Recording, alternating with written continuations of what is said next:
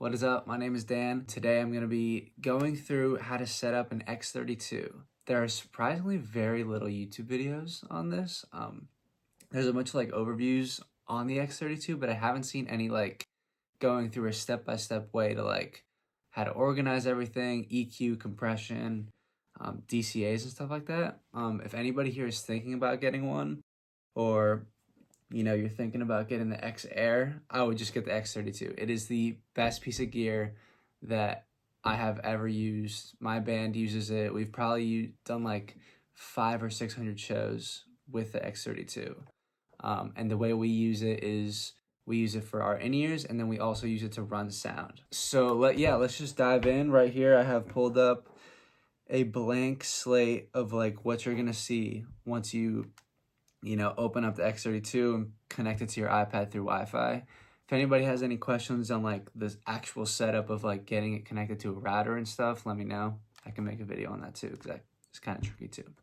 But okay, so the first thing you're gonna want to do before anything, go to the top right to setup, and you're gonna hit mini faders and confirmation pop-ups, and also mini meters. I think when you first, open it out of the gate, those aren't on, and those are key, because if you notice like the grid at the top, now when you come here and like adjust faders, you can see it at the top, where if that's not on, you can't really tell. So that's a really cool trick if you just stay on like the aerial view like this and you just want to see like where the faders are at. That should just be a standard setting. But anyway, so that's number one. The second thing you're going to want to do is really think about what inputs you're going to have as a band. Because unfortunately you can't like just change it around. Like if you're using like a DAW in Logic, you can usually just like change the order of, your inputs and stuff. But on the X32, you cannot do that. So really think about what the total number of inputs you're going to have for the future. So like in my band, we only had 2 singers. So when I was first like making our scene, I only left 2 spots at the front for vocals. But then later on, the drummer wants to talk back, the guitar player wants to talk back, and then somebody wants a crowd mic, and it's like you have to like redo the whole scene, which is kind of a pain to do. So really think about it. So what I would do is I would just leave a mic slot open for the total amount of members you have. Okay, so we're gonna start here we're just gonna tackle, the way I like to do it is vocal mics, guitars, bass, drums, and then tracks. That's kind of like the layout I like to follow. So to get things started, the way to edit one of these is you have to click the colored square, so the yellow box. And then you come into this menu. You have your gain, delay, low cut. This delay right here is not actually like a delay as in like reverb and delay. It's just like you'll never have to use that. Anyway, so to start, we're going to go to naming over here. And then I'm just going to make it the people in my band, I guess. So Zach, he's the lead singer. Zach, Mike. And then for this, I like to do red, and then we can select an icon. Cool, there we go. So yeah, so that's how you do the naming thing. And then when we configure this, what you're gonna wanna do is set gain for each thing. So if you're not familiar, gain is like the amount of signal that's going to the X32, and you can control that with this gain knob. So I have a mic right here. So if I speak into this mic and I start turning up the gain, check, you're gonna see the level coming in. And this is really important. You're gonna wanna set it, so if you're having whatever input signal you have, you're gonna wanna hear the loudest thing, the loudest like sound that can make. So for a vocalist, you're gonna wanna have them scream or sing really loudly, and then you're gonna set it to the max. So typically gain's gonna fall between 24 and 42 right here. That's gonna depend on the vocalist and the mic, but like for this mic particularly, if I sing like that green range is good. Do not go to the red. If you see red right here, that means it's clipping, so you're gonna want to stay away from that.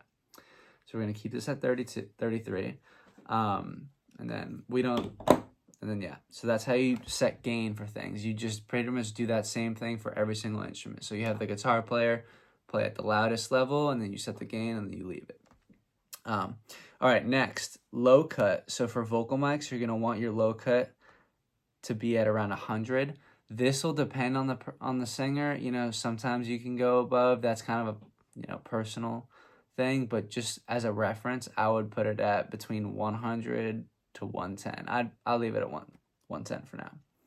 And then when we go over here to EQ, I'm just going to put some standard EQ moves that I would do based on my system. So to do that, you have to select this EQ thing at the bottom left. Boom. And then you can start dragging. So you have your bell curves, you know. Yeah, so everything is going to start as a bell curve. And to adjust how much it is, you use the frequency and the width knob. So the width controls the width, frequency. You know, you can control it like that, but I just kind of like to drag, you know, with my finger. Same with the gain too. So typically what I would do is I would just have, you know, take a little bit of 200 out right here. And then depending on the mic, 600 to 800 gets a little weird sometimes. So I'll take it out like that.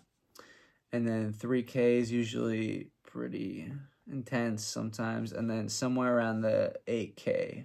So this is what I use as like my starting point. This is going to be different. You know, this may not apply to you at all, but if you don't really know anything about EQ, I would apply this general thing and then use your ears to kind of, you know, see it, because these will be the problem frequency areas in a vocal microphone. The important thing to note with this EQ thing, if you did want to change one of these, there's a thing called the mode where you just keep selecting that. So here you have, you know, your shelf, you know, you can change, you know, high cut, low cut, you know, you can change every single one of these to be any kind of curve you want. So it only starts with like bell curves, but you can change that all later. So we're gonna put this back here. Also, another pro tip, turn on RTA. So when you turn on RTA, check, you can now see the input signal and where it's like peaking and stuff. It's not the most accurate, but it does kind of help visually, like, you know, I don't know. I like seeing it instead of, you know, without it. It's just kind of bland. I don't know. I like to see it. So that's a pro tip right there. Your compressor is right here. The compression, you know, that's kind of up to you to decide what to do. If you're not too familiar with compression, I wouldn't mess with it. But yeah, this is your compressor. You have your gate right here. I don't use gates too much. I'm personally more of a fan of using DCAs, which I will get to later in this video. Another thing we have in this, you know, option menu is the sends. So the sends, we'll get into this a little bit later, but these will be what you use to set up your reverbs and delays. So you can ignore that for now. And then preset over here, you just have like a bunch of preset options. Okay. So like I said before, that is a typical mic setup. So in my band, since there's 5 people, I'm going to go ahead and just make 5 more of these real fast. So I'm going to go Spencer mic. No.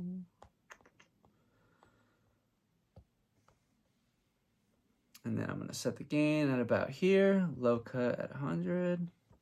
And then one thing I forgot to mention is you can turn off the EQ by hitting that button. So like if you want to see what it sounds like without the EQ, you know, that's how you do that. And you can even play around with where that low cut is. That really just depends on the singer. You know what I mean? So let's keep going here.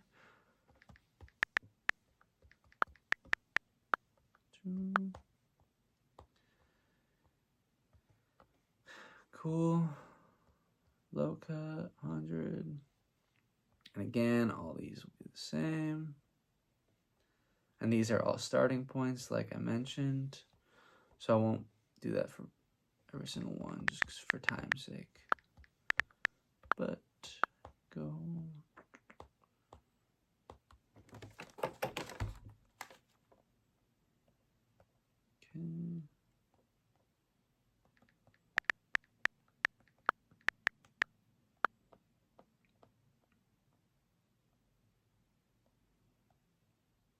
All right, cool. Now that we're done with the mics, we're gonna go ahead and move on to the guitars. Okay, so in my band, there's 2 guitar players, so we're gonna start with lead guitar.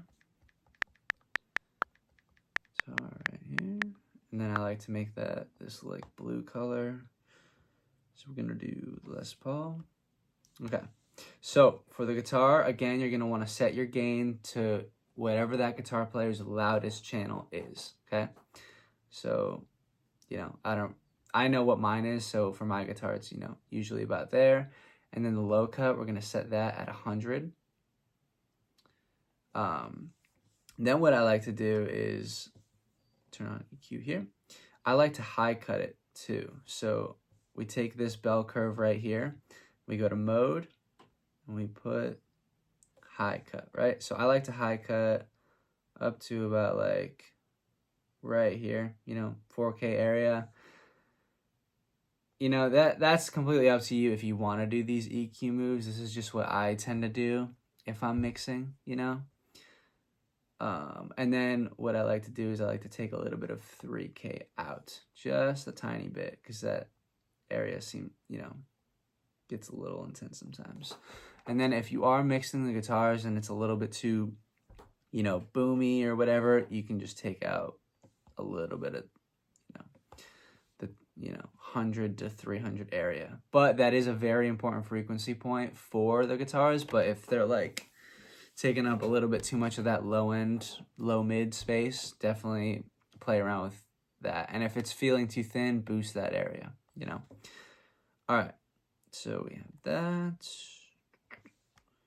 And yeah, that's about it for guitars. Guitars are pretty basic, so let me do that for rhythm guitar. Rhythm, oh, that's not how you spell that. Yeah, rhythm guitar. Okay. Strat, and then same thing, set the gain, you know, to whatever that guitar player's loudest setting is. Come over here, EQ, high cut, 400, and then take a little bit of 3K out. I would really experiment with what it sounds like doing a bell curve down between 2 and 5K. That can get really piercing to the ears, you know. All right, and then number 8 is gonna be bass. So with bass, you know, we're gonna set the gain. Oh, I guess we'll name it first. Bass, blue. Here we go. Bass. I like doing a high or a low cut at like 20, you know, just because it can get a little messy. And then I like to take a little bit of 200 out of the bass. That's just kind of my standard move. And then bass, we're going to talk about this later on in the video, but the way I like to run the outputs of the X32 is left, right, out, and then a sub aux. So, but we'll get into that in a little bit once I start talking about the actual mixing side of this video. Cool. And I also like to put compressors on basses too. The bass player in my band picks pretty hard and pretty consistent throughout the entire show. So having that bass at with a compressor on it just makes it all kind of the same throughout the whole thing. All right, now that we have this, we're gonna do drums. So we're gonna start with the kick, and I like making the kick 9 and then white bass drum. Okay, kick. You're gonna set the you're gonna have your drummer hit the kick drum, and you're gonna set the gain to an appropriate thing. With the kick, I also like to do a low cut at about 20, just because, I guess a little bit more than 20, just right about there. It depends on the kick. Don't come for me in the comment section. Then I also like to take 200 out of the kick drum too, just because that area can get a little, muddy. And then anything else you do with the kick, that's kind of up to you to decide. It all depends on what kind of system if you're running your own sound, and the speakers you have, it depends on everything. Okay, and then we're gonna do snare.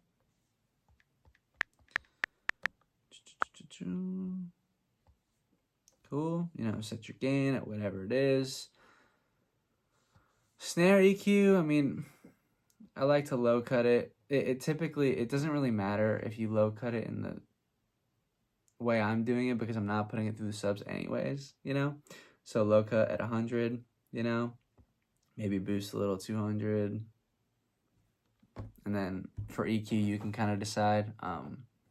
You know, a lot of people boost, you know, do a high shelf at, you know, 2K or, you know, 1,000. It's all personal. Use your ears. Cool tone.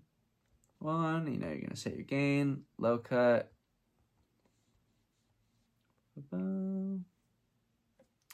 I also like to take 200 out of 200, just not a fun area, in my opinion, for drums. In my opinion. I don't know. Okay. Cool. Oh, floor tone. And then hat.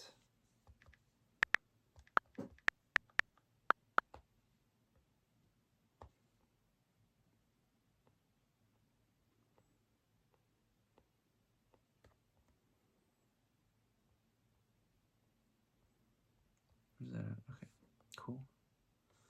Hi-hat, you know, set your gain, EQ. And then what do we usually have? Okay, so my band, we also have keys now. So, you know, have keys. Really simple. Cool, there we go. Nice, you know, set your gain. Low cut for keys. I don't like to take too much out, probably around 60. Because I like having the bass, you know, have its moment, and then maybe take a little bit of 200 out of that as well. Okay, and then the way we run tracks in my band, and this is going to change depending on the band, is we do just mono tracks, click is on the left, tracks are on the right. So for our band, it looks like this. We just have click, and I like having it in green. You got one of those, you know, set your gain on it, you know, whatever EQ you may need, and then tracks. And I like making this purple.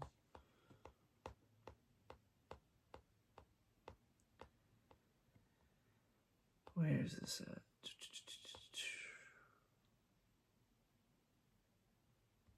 PC. Yeah, there we go. Cool. Oh, okay. Cool. So now that we're at this point, we have everything here labeled. And yeah, this is exactly the scene that my band Nightbreakers uses. We use this, you know, like I said, I've done this for 500-600 shows now, you know. So this layout is very, very good. So, we're gonna get into the in-ears side now. So, and I'm just gonna assume that you know how to hook up the in-ears to your X32, but you know, if you need a video on that, we can do that too. Okay, so the in-ears, basically the way it works is there's bus outputs on the back of the X32. So there's 8 of them. So what you have to do is every single individual person is going to have their own mix bus output. And what that means is when you hit sends on fader right here, 1, 2, 3, 4, 5, each of these is going to be how everybody controls their own mix. So if we click out of sends a fader, we go to bus, this bus option over here. So for the bus options, gonna click that name. Guy, my band's name is Zach, IEM. So on output 1 of the X32, that is gonna go to Zach's in-ear unit. We use the Sennheiser G4s, those are great. So it just goes from that output to his Sennheiser, right? And then we're gonna do that for the rest of the guys. So Dan, IEM, I'm 2. David is 3. Spencer is 4. Oh. And then Logan is 5. I don't know why I keep putting the numbers. There we go. All right. Cool. And then, so this right here, this screen is the master volume of the outputs. Yeah, of the volume of the outputs that's going to the IEMs. So to control each little individual thing, you go back to this grid. It sends on fader. And now, if you look at the 1, 2, 3, 4, 5, if you click between them, you can see 1 is Zach, 2 is Dan, 3 is David, 4 is Spencer, 5 is Logan, right? So if Zach wants his mic in the mix, he'd go like that. If he wants lead guitar, rhythm guitar, bass, come over here, click, and tracks. Yeah, and that's how everybody controls their own IEM mix. So for me, I like to have, lead guitar. I'm a little crazy. I just do lead guitar and click and tracks in my ears. And that is it. Nothing else. Sometimes I'll have a little bit of Zach. Yeah, and then everybody, and then so on and so forth. So that is how you run your IEMs with the X32. It's that simple. I mean, let's see, is there anything else? I mean, yeah, as long as your buses are set to 0 and, these are all going through, you'll have no issues. So now we'll get into the section of this where if you're also running front of house while running your ears. So if you're in like a cover band or like a wedding band and you have to bring your own X32 for your band to run sound, that is what I will be talking about now.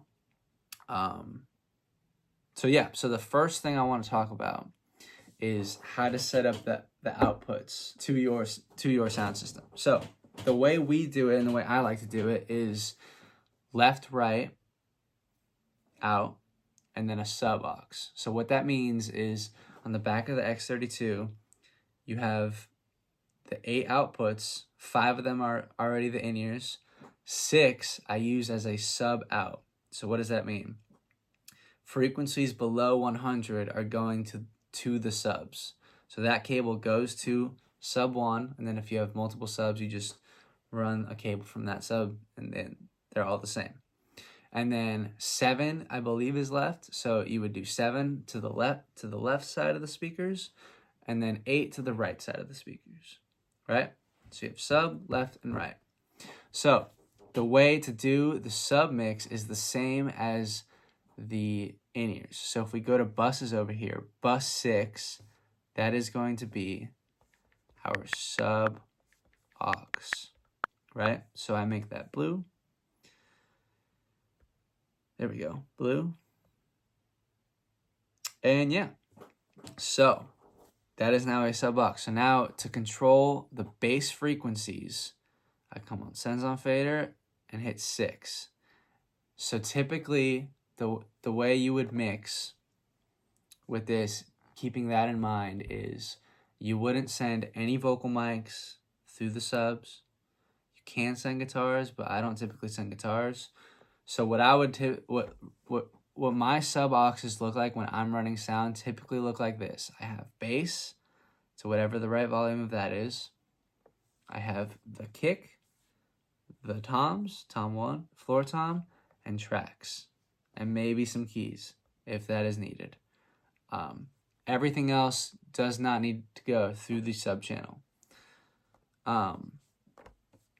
Okay, so now that we have the subs out of the way to do left and right out, so your mains, it's not on sends on fader, that is what this main screen is. So this main screen is default set sending 7 mix bus out, 7 and 8 to the mains. So you don't need to do a sends on fader of that, it's just this. So to put main volume up in your mix, you have to come here and this has to be at 0. Okay? Then we come back out here.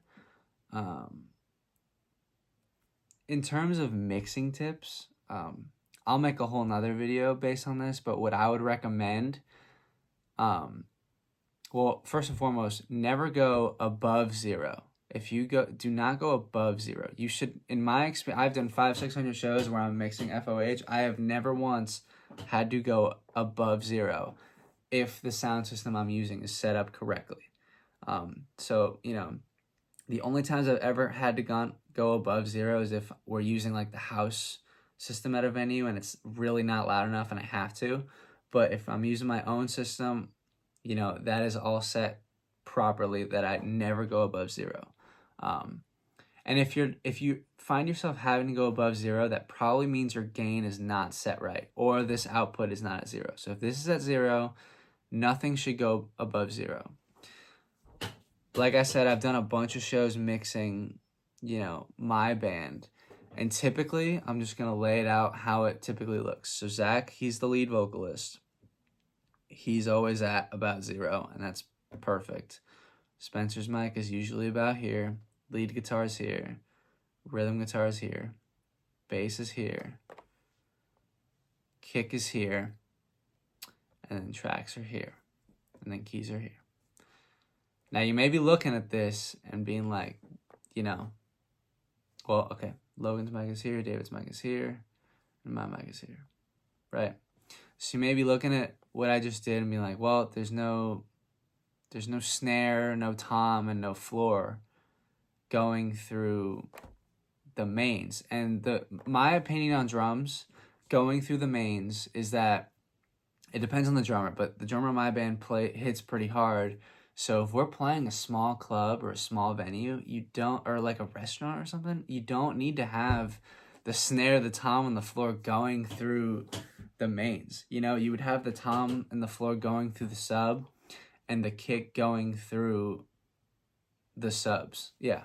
So that's my preference on mixing, because in my experience, the cymbals are so loud that if you can't really, what you should do is, if you're mixing and you're having a hard time hearing the guitars, or the singer, because the cymbals are too loud or the room is, you know, echoey, do not put the drums through the mains. Put them through the subs at a low volume, but they don't need to be through the mains, especially the snare. Like, you can, in most cases, you can hear the snare everywhere. Now, if you're playing outside, you know, and all these other places, you know, go for it. Use your ears. But that's just my how it's been for me, my experience. Okay, so another important thing I want to talk about is DCAs. So if you want to have a talkback mic, or if you want to be able to just turn all the instruments down, or, you know, for everybody to have a possible talkback mic, we use DCAs. So DCAs, if you come over here, it is this screen here. And to use DCAs, what you need to do is you need to think about what you want to be able to be muted. So DCA is essentially another mix bus that you're creating that goes before the mains, right? So let's just say you want to have a talkback mic, or you want to be on stage and there's music going out, and, you know, everybody wants to be able to talk to each other in their ears but not go through the mains. DCAs is the way to do it. So the way to do it, the way I like to set it up, I like having all 5 vocal mics have their own DCA. Then I like to have instruments, drums, and then house music. So how do we do that? So number 1 is going to be Zach's mic. So you click like that. All these are the options you can click. So we're going to do Zach's mic, and then we're going to name Zach mic. Boom. And then we're going to do this for all of them. So David mic, got to click that edit button.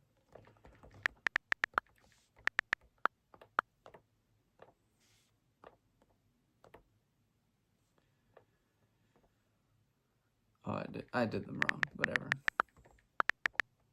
It's just an example.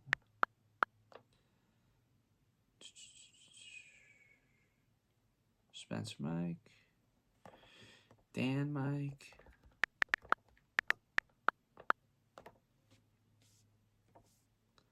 Logan mic. Oh.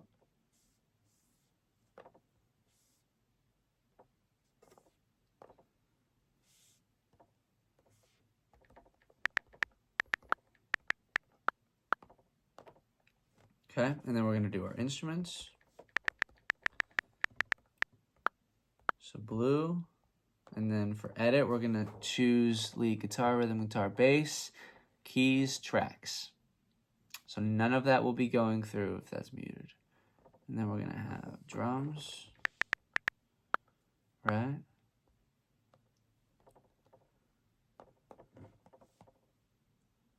Okay.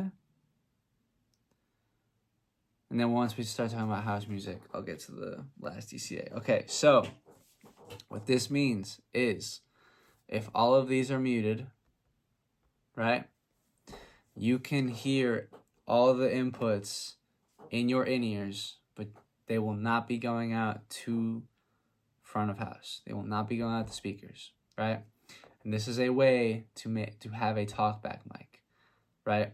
So, and this is also a great way to like prevent mic feedback when singers aren't singing. So if you have a singer that only sings one song in the set and you don't want that mic to be, you know, going through the mains the whole time with like the cymbals and stuff, you would keep their mic muted. And then when they have to sing, you unmute this, they sing, and then the next song happens and you mute it.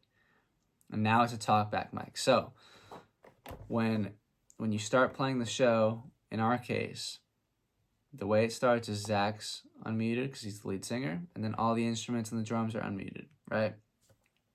And when it looks like this, David's mic, Spencer's mic, Dan's mic, Logan's mic, all of those are now talkback mics to where you can talk into the mic and everybody can hear it in their ears, but it's not going through front of house.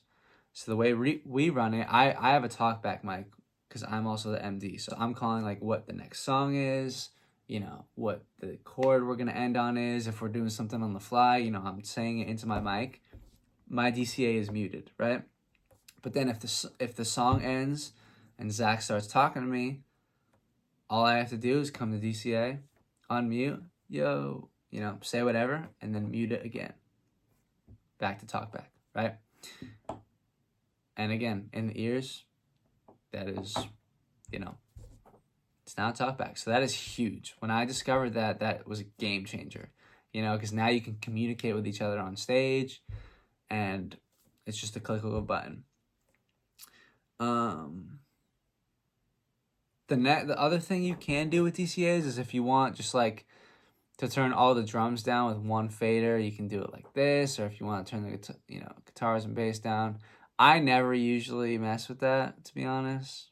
If I need to turn everything down, I just turn it down in the main screen, you know what I mean? So that's like that. Another cool pro tip, when we're here, right, we have these things called mute groups.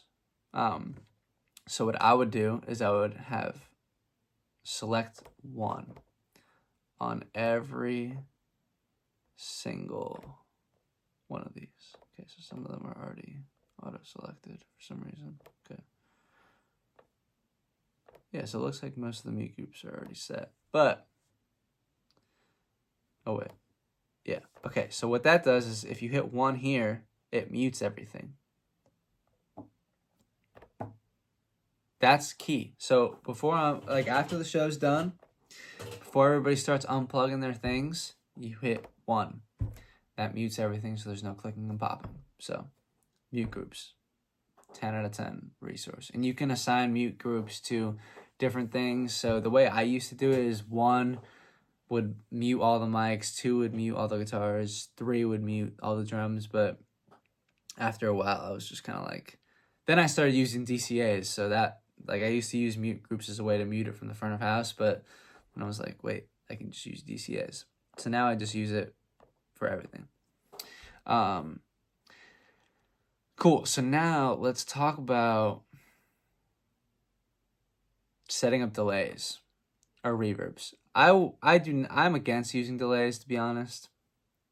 You know, I know a lot of sound guys like to do quarter note delays and stuff like that. I've never been a fan. So when you're setting up reverbs, the way to do it is you have to come to this FX spot right here. And when you're setting up your reverbs, you're going to want to EQ them on their thing. So looks like I already had it set up, but what it would look like normally is this. I like having a low cut to about 400 and a high cut at about, 3K. So only the mids are coming through. That's a pretty standard trick, used in just like regular mixing in songs, Shout out Austin Hall for that one. But yeah, so I would do that to all your FX channels, especially if they're reverbs and delays.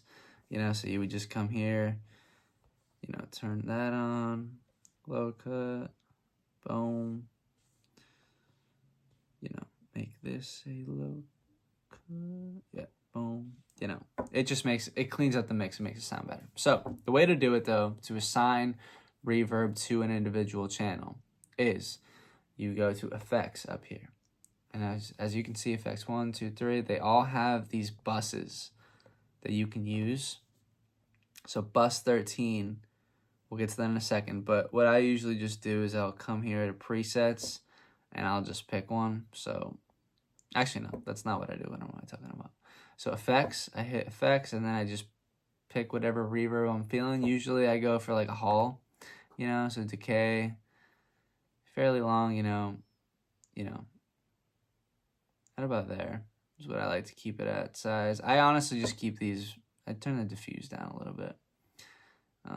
Yeah, I kind of just keep it like that because to be honest, like, yeah, I guess so. I guess all these kind of have a high cut and low cut, but to be honest, it doesn't matter. The presets are like fine pretty much out of the gate. So pre-delay, I always keep down though. I want that to be instant. So the way to control this is typically you're only going to use this on your vocal mic. So you press here and then you go to sends and then CFX 113. That is your reverb that you just created. So you turn that up here. That is how you turn it up. So typically it's going to sit right there. So, and that just does it for Zach's mic. So then you would come here to Spencer's mic. Oh, you would turn up bus FX13 there. Now, when you're looking at this, you're also maybe thinking, oh, what is all this? These, once all your levels are set for your bandmates, it's going to show where the volumes are at on their buses. So what I just did is that's putting it through, that's what their IEMs would look like. So typically, it'd probably look like this for my band. This is Spencer's mic. So Zach would have a little bit, Spencer would have it all the way up. Or no, that's Spencer. He would have it all the way up, I'd have it all the way down. David would have it about there.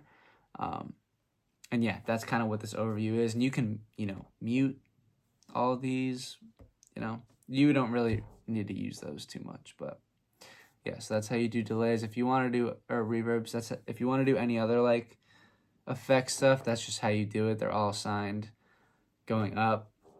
So let's say this is delay, that would be bus 14. So now if it's got tap tempo.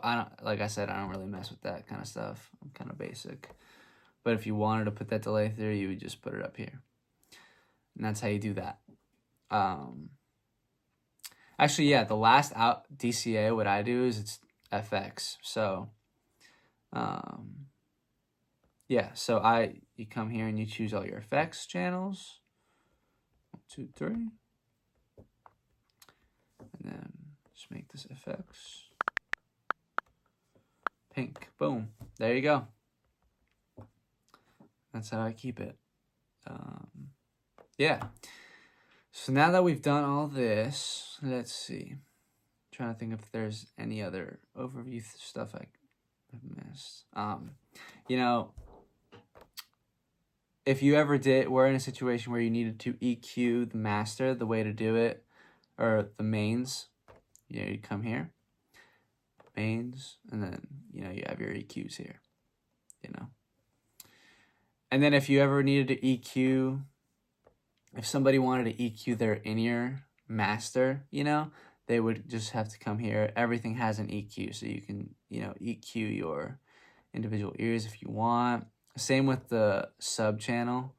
So for the sub aux, you could have a low cut on here,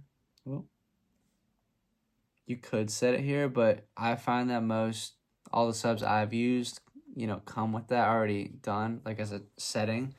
So yeah, so that's how you do that. I'm trying to think if there's anything else I want to talk about.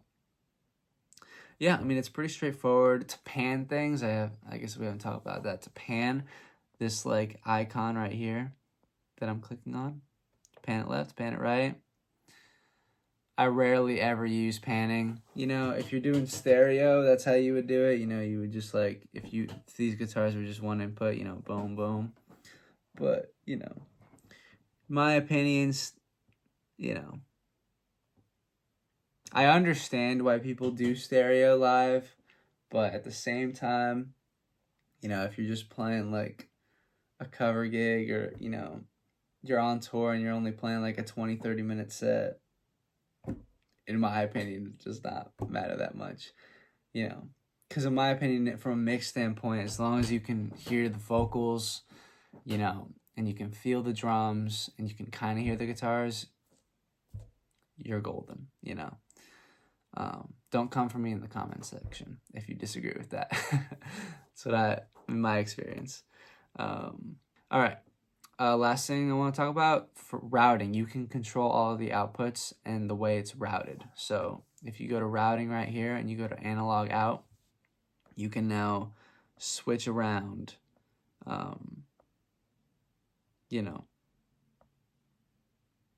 your outputs. So if you wanted to switch output 1 to, my mix bus, that's how you would do it. Like you could kind of assign it to any one. And then if you're not running FOH and you have an 8-piece band or something, the way you would do it is you would just set up, 6, 7, and 8 as IEM systems. So 7 is, right out. You would go 7, mix bus 7, and then 8, mix bus 8. Boom. Easy. But, for now, we're just going to keep it as 7. Yeah. Oh, main out. Yeah, there you go. Cool. I guess the last thing I want to talk about, if you have to do house music, which means like you want to pump out music in the beginning, what you do is I use the auxes on the back, so I'm not, using up one of my XLRs. I think it's the RCA thing, or maybe it's just a 1/4 inch in. I can't really remember, but it's either RCA or 1/4 inch. So I do aux 5 right here, and I just do house, or what do I call it? House L, maybe.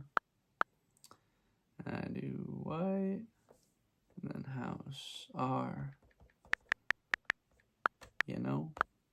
white, and then I pan these left and right, and this is the house music. So like if you are doing a cover gig or a wedding band and you have to play music, that is how I control them through here. And on the back of the X32, it is aux in. I do 5 and 6, and yeah, and that's just the 1/8 inch, plug. Cool. I think that is it. Wait, actually, the last thing we're going to talk about is how to save your scene. So you have this scene function at the top. These are all my scenes, so ignore those. So you have basically like up to 99 of those. So that's a lot. So you would just tap here. So we're just going to do 60, edit, and then save. Save current setting scene. Yes. Boom. And then we're going to rename this YouTube Final. Cool. And then you hit save. Yes. And then to like reload other scenes once you have a bunch, you basically just tap this, right? And then these tickets at the top, you just drag. Boom. And then it's set. So this is the blank one that I had. I'll just, pull up a few of the other ones I use for night breakers, GBs, so this is great. So if you're, playing at a bunch of different venues that you're like playing at regularly, yeah, you can just kind of have everything set. And, you know, we use the same, like, scene for everything. I just, you know, change the faders and stuff, you know. Yeah, pretty standard stuff. So that's pretty important. There is also a way to do it on the actual X32. The way to do that, you just hit scene here, and then you'll hit save and then set with the pushing buttons. So, you know, pretty basic stuff. But yeah, if I missed anything and anybody has any other questions, let me know. There's a whole nother thing about like using matrices, like the matrix thing and the, you know, the main C thing, but you know, again, this is just how I kind of taught myself how to use the X32 and used it over the past few years. I've been using it for like 3 or 4 years now, you know, and it has never failed me once. So it's pretty fairly simple system to use, you know, especially once you make an entire scene like this. And yeah, if you have any other questions, let me know in the comments about anything. And if you want me to go over how I set up the entire rack unit we have with IEMs, you know, X32, I also have my Kemper in here, and then like our mic rack and stuff, I can do that too. So if you made it this far, thanks for watching, and I hope it helped. Peace.